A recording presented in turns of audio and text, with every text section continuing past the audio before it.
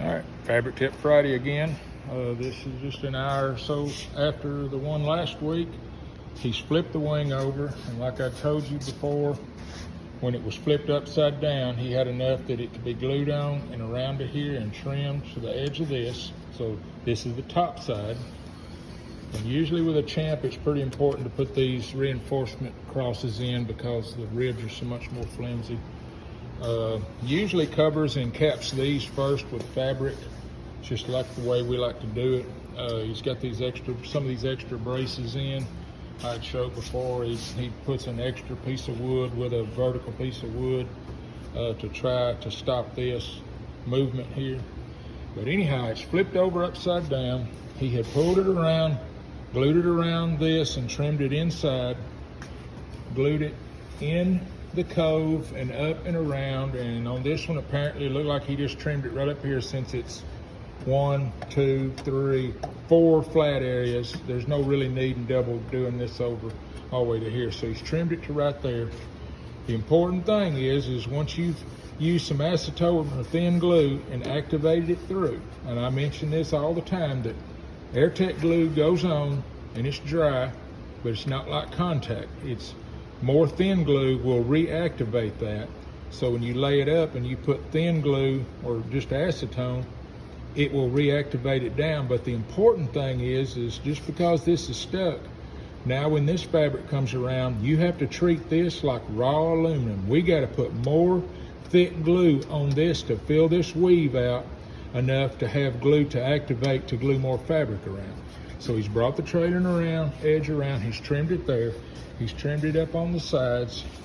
This part right here, usually he gets a hold of it and instead of just coming up here, goes ahead and pulls it hard enough to go ahead and get some layer on around here before he trims it. You can see once this transaction has made, he went on ahead and split it because it can get kind of weird right in here. He'll probably trim this right in through here and then let this be a line. As I mentioned before, when it was upside down, he had it hanging off. This was pointing down. He glued the leading edge. He laid it up over the edge here. He wetted all of this in. This has got glue. I can kind of feel the grip of it. He wetted all this edge in, and it's not perfect. There's little places that it's, kind of puckers up. But what he'll do is take a straight edge, because I can feel that burned edge. He'll take a straight edge against this aluminum, and not to dig into the aluminum very much. Sometimes you can do it before, but he'll trim this with a good straight edge so that the next piece of fabric, you'll take an iron and you can bed it down to where you just can't hardly see it. So with this edge on, he will then shrink this side a little bit.